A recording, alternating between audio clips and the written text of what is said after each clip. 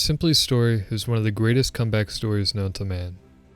It's a story of adversity, sadness, and triumph. So how exactly did Twitch streamer and previous owner of the world's fastest time at Super Mario 64 go from this to doing this? Well, it all starts in the Mushroom Kingdom. Simply was nowhere to be found here. Instead, it was Toadberto. Toadberto was always the fastest Toad. He would never let any of the other Toads get ahead of him, especially when it came to their annual Big Penguin race. He was simply the fastest. Then one day, Toadberto was watching his favorite League of Legends streamer on own3d.tv when all of a sudden a wild thwomp crushed it and its entire viewer base with it. This resulted in a migration to a newfound platform known as Twitch.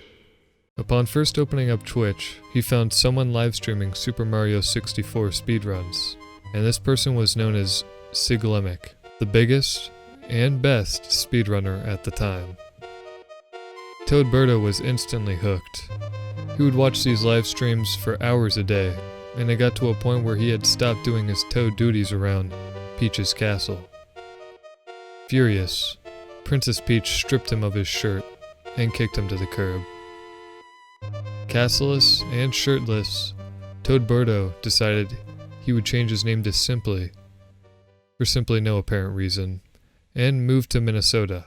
Now living in Minnesota with two totally rad parents, Simply decided he wanted to give speedrunning a try. Being absolutely terrible at it, Simply's innate desire to be the fastest kicked in, and he started speedrunning more and more. He finally got good enough to a point where he could finally beat the game, and started uploading YouTube videos of his speedruns. Things were going smoothly for Simply, and life was overall pretty simple. Before you knew it, 2 years flew by quicker than Miskiff's attention span while building tables.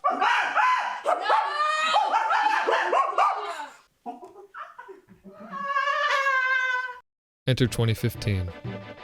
Simply had decided he wanted to play a Nintendo game that didn't start with Super, so he picked up Super Smash Bros. Melee.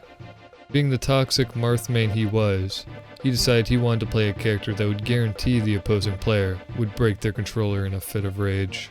This, however, was no easy feat, and would require hours of practice a day. He practiced things like shine on shield backwards and wave dashes. These things, however, were very strenuous on the hands, and did not immediately result in pain. Instead, an evolution of pain. The first thing he noticed was his right hand would get tired.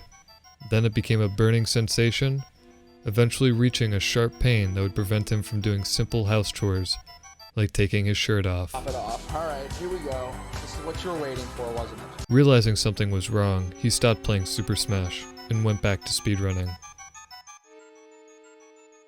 The year is now 2017, and Simply had noticed that the hand pain was only getting worse, completely breaking his will and motivation to speedrun. The only thought going through his head was that if he didn't fix his hand, he would never be able to speedrun again. Simply decided to go to a doctor to figure out what was wrong with his hand, and was diagnosed with tendonitis. Devastated, Simply was willing to do anything to get his hands back to how they once were. The doctor told him to ice his hand and do stretches daily.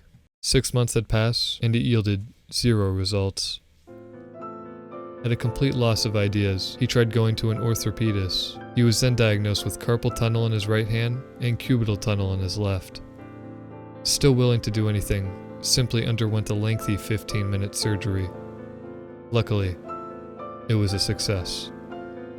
After the surgery, the pain subsided, but there was still this phantom pain that lingered as a result of his tendonitis.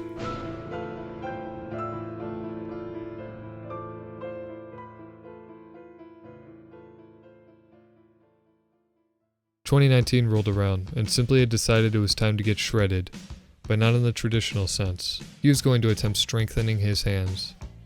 Sadly, it didn't matter how ripped his fingers were. The relief was only temporary, and the pain would always come back. The pain got so bad that he dreaded going to school due to him having to take notes. He actually started teaching himself to write with his left hand and use the mouse with his left, due to the excruciating pain. Simply thought that this was as good as his tendonitis was going to get, and was ready to release a recovery guide to YouTube.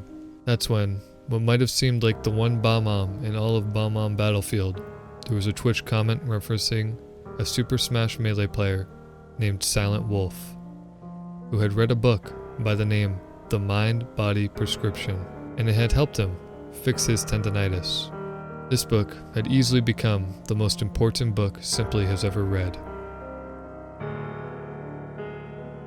He had tried everything from surgery to strengthening exercises, and none of them yielded results. So no matter how skeptical he wanted to be, he was willing to give anything a shot. He spent 10 to 20 minutes a day meditating, and another 10 to 20 minutes writing in a notebook all of his repressed emotions.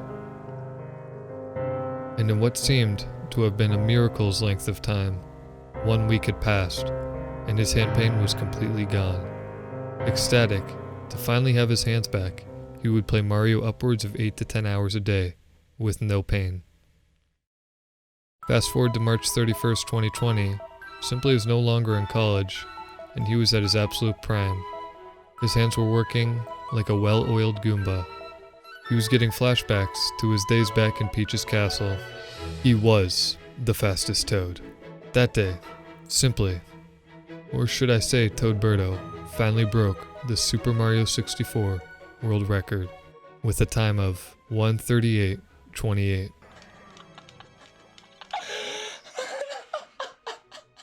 Thanks.